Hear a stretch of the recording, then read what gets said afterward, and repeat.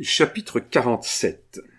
Le cadavre avait été conduit à l'hôpital où il était exposé, le juge de paix, le maire, ni le brigadier de gendarmerie ne l'ayant reconnu.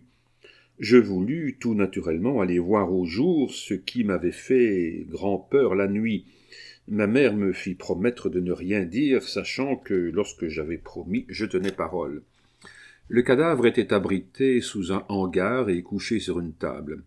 C'était celui d'un jeune homme de 15 à 16 ans. Il était vêtu d'un mauvais pantalon de toile bleue, d'une grosse chemise déchirée au ventre et ouverte sur la poitrine. La blessure qui paraissait lui avoir donné la mort était une plaie transversale ouvrant le crâne au-dessus du cervelet et qui devait avoir été faite avec un instrument contondant. Il avait les pieds et les mains nus. Ses pieds semblaient ceux d'un homme habitué à la marche, ses mains celles d'un homme habitué au travail. Au reste, comme je l'ai dit, il était tout à fait inconnu dans le pays. 2 jours s'écoulèrent, pendant lesquels chacun divagua à loisir sur cet événement. Puis, tout à coup, le bruit se répandit que l'assassin venait d'être arrêté. C'était un berger au service de M. Picot. En effet, du bout de la rue de Largny, vers laquelle tout le monde se précipitait, on vit arriver un homme en blouse, les poucettes aux mains, et marchant entre 2 gendarmes à cheval et tenant leurs sabres nus. Le type était celui d'un paysan picard de la plus basse classe, vulgaire et rusé. On le conduisit à la prison, dont la porte se referma sur lui. Mais toute refermée qu'elle était, la porte n'en continua pas moins d'être assiégée par la foule. C'était un trop grave événement que celui qui venait d'arriver pour que toute la ville ne demeurât point sur pied. Le juge de paix commença l'instruction. Dans son premier interrogatoire, l'accusé nia tout. Cependant, des preuves terribles s'élevaient contre lui. Les bergers, on le sait, couchent dans une cabane en bois près du parc de leurs moutons. Cabane de l'accusé pendant le jour où avait eu lieu l'assassinat et pendant la nuit qui avait suivi celle où le cadavre avait été retrouvé. Cette cabane était restée stationnaire à 200 pas tout au plus de la grande route. Et puis, sur la paille qui, recouverte d'un mauvais matelas, en faisait le fond, on avait reconnu des traces de sang. En outre, le maillet avec lequel l'accusé enfonçait les piquets de son parc était imprégné de sang à un de ses angles. Le maillet paraissait être l'instrument à l'aide duquel la plaie mortelle avait été faite. Malgré toutes ces preuves, comme nous l'avons dit, Marot, c'était le nom de l'accusé, avait nié formellement. Le juge de paix et le greffier sortirent donc sans avoir rien pu obtenir de lui. Mais vers 11 heures du soir, il se ravisa, appela le geôlier, nommé Sylvestre, qui en même temps était suisse à l'église, et le pria d'aller chercher le juge de paix, en le prévenant qu'il avait des aveux à faire. Le juge de paix avait averti son greffier, et tous deux s'étaient rendus au cachot de l'accusé. Et cette fois, il ne refusait pas de parler. Il avait au contraire toute une histoire à raconter. Cette histoire était une accusation de meurtre contre son maître, Auguste Picot. Voici l'échafaudage assez habile bâti par cet homme dans la solitude de son cachot et à l'aide duquel il espérait entraîner dans sa complicité un homme assez fort pour se tirer d'affaire avec lui. C'est Marot qui raconte. Le jour de l'assassinat, un jeune homme qui suivait la grande route, cherchant de l'ouvrage, aperçut dans la plaine Marot, occupé à changer son parc de place. Le jeune homme avait quitté la grande route et était venu droit au berger au moment où celui-ci enfonçait son dernier piquet. Alors, lui ayant exposé sa misère, il lui avait dit que, n'ayant pas de quoi acheter du pain, il avait traversé la ville sans manger, trop fier qu'il était pour demander l'aumône. Mais que, l'ayant aperçu, lui, homme du peuple, il n'avait pas craint de venir à lui pour lui tendre la main comme un frère et lui demander la moitié de son pain. Marot avait en effet tiré de sa cabane un de ces petits pains ronds et épais, comme les fermiers en distribuent le matin à leurs journaliers, et partagé le pain avec le voyageur qui s'était assis près de lui. Tous deux, adossés à la cabane, avaient commencé à déjeuner. Tout à coup, c'est toujours Marot qui parle, Auguste Picot était arrivé au grand galop de son cheval, et s'avançant avec brutalité vers son berger, « Misérable, lui avait-il dit, crois-tu que je te donne ton pain pour le faire manger à des vagabonds et à des mendiants ?» L'étranger avait voulu répondre, excuser le berger, mais Picot, toujours suivant l'accusateur, avait poussé son cheval sur lui avec tant de brutalité que le jeune homme, pour ne pas être foulé aux pieds, avait été forcé de lever son bâton. À ce geste de défense personnelle, le cheval de Picot, ayant fait une tête à queue, avait rué des 2 pieds de derrière, et de l'un de ces 2 pieds avait atteint le jeune homme dans la poitrine. Le jeune homme était tombé sans connaissance. Alors, meurtrier involontaire, Picot s'était décidé à devenir assassin. D'un accident qu'il voulait cacher, il avait fait un crime.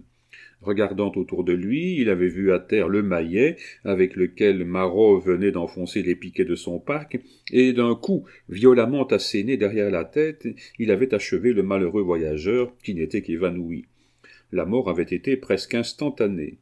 Puis, remarquez bien que ce n'est pas moi qui parle, mais que c'est l'accusateur, Picot, avait fait toutes sortes de promesses au berger pour que celui-ci l'aidât à cacher son crime.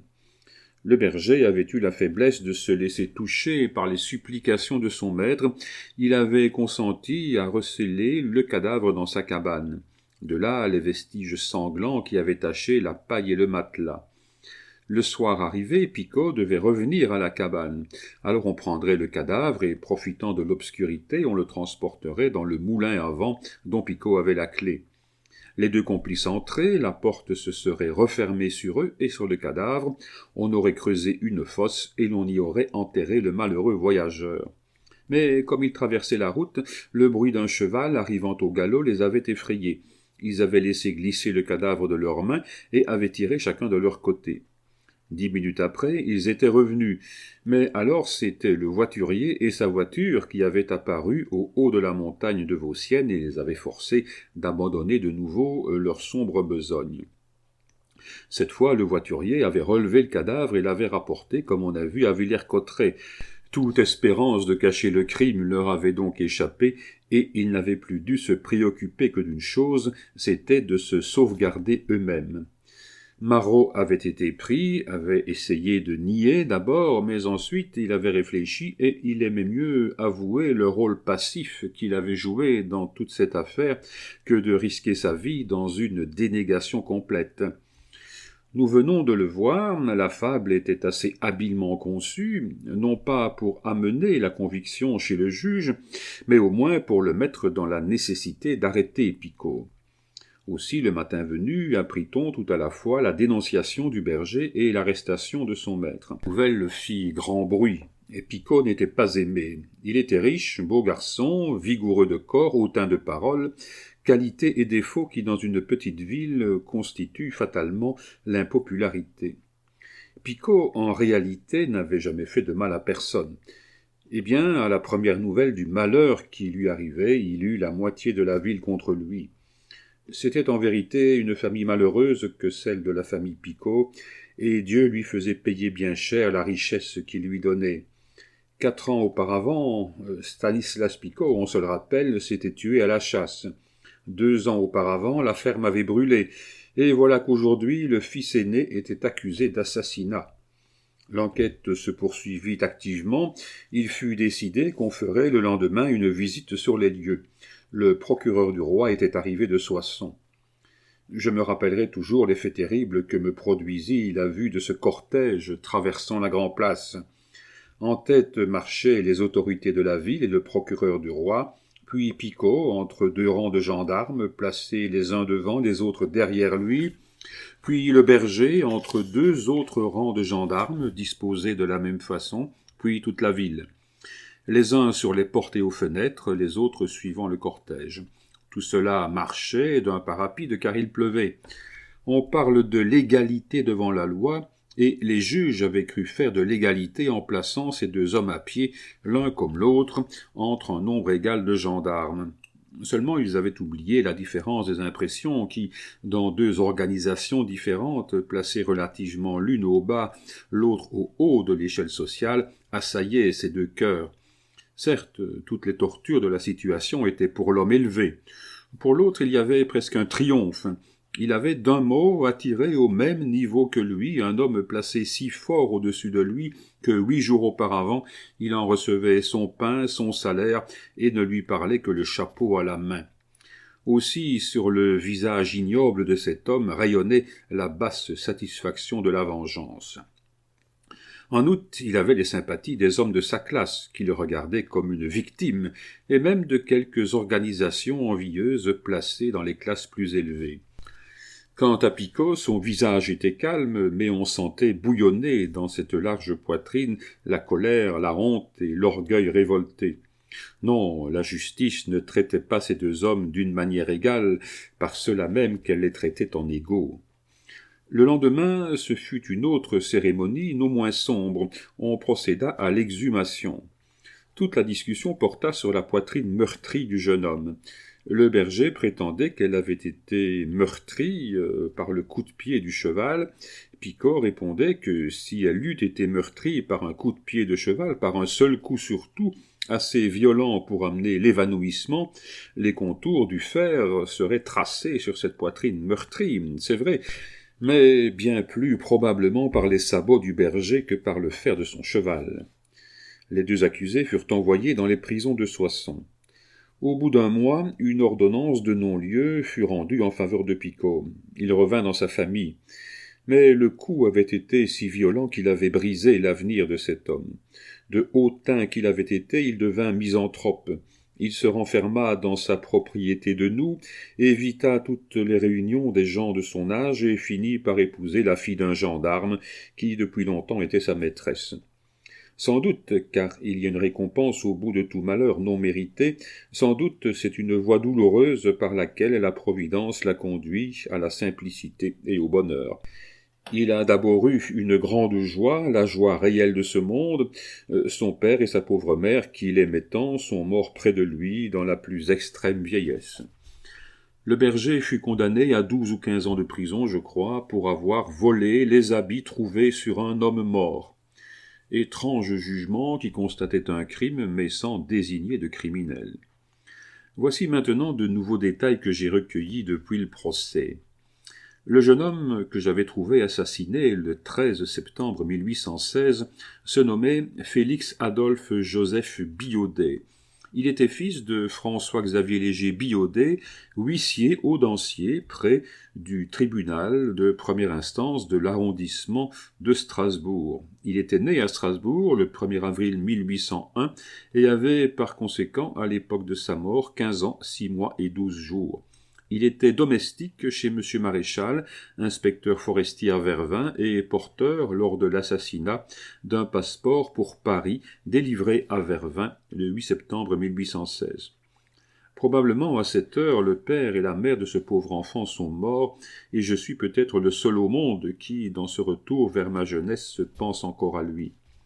Quant à Marot, en sortant de prison, il revint dans le pays et se fixa d'abord dans le village de Vivières, où il exerça la profession de boucher. Puis de là, les affaires allant mal à ce qu'il paraît, il alla s'établir à Chelles, petit village situé à 2 ou 3 lieues de Villers-Cotterêts. Quelque temps après ce déménagement, sa femme mourut d'une façon étrange et fatale. En tirant de l'eau dans un puits, elle pesa sur le boulon de la poulie qui cassa, elle fut précipitée de 30 pieds et mourut noyée. Cette mort fut regardée comme un accident. Un peu plus tard, on trouva enterré à 1 ou 2 pieds de profondeur seulement, entre Vivières et Chelles, le cadavre d'un jeune charretier qui paraissait avoir été assassiné d'un coup de pistolet tiré à bout portant dans le dos. Malgré toutes les recherches qui furent faites, on ne put découvrir l'assassin ou les assassins. Enfin, plus tard encore, Marot alla lui-même faire chez le juge de paix la déclaration qu'un nouvel événement venait de se passer. Un jeune peintre vitrier, qui était venu lui demander l'hospitalité, faute d'argent pour aller à l'auberge, et qu'il lui avait généreusement accordé, était mort pendant la nuit dans le grenier où il avait étendu une botte de paille d'une colique de miséréré. On enterra le jeune peintre. Peu de jours après, les poules qu'avait Marot furent trouvées mortes dans les cours et les jardins voisins. Elles paraissaient empoisonnées. On rapprocha les faits et l'on commença de prendre des soupçons. Marot fut arrêté, son propre enfant déposa contre lui et le fit condamner. Le jeune peintre avait été empoisonné dans sa soupe. Le poison à l'aide duquel le crime avait été exécuté était de l'arsenic versé par Marot dans son assiette. Le jeune homme se plaignit que la soupe avait un singulier goût. Le fils de Marot en prit une cuillerée dans son assiette et la goûta. Il fut de l'avis du peintre. « La soupe, répondit Marot, a un drôle de goût parce qu'elle est faite avec une tête de cochon.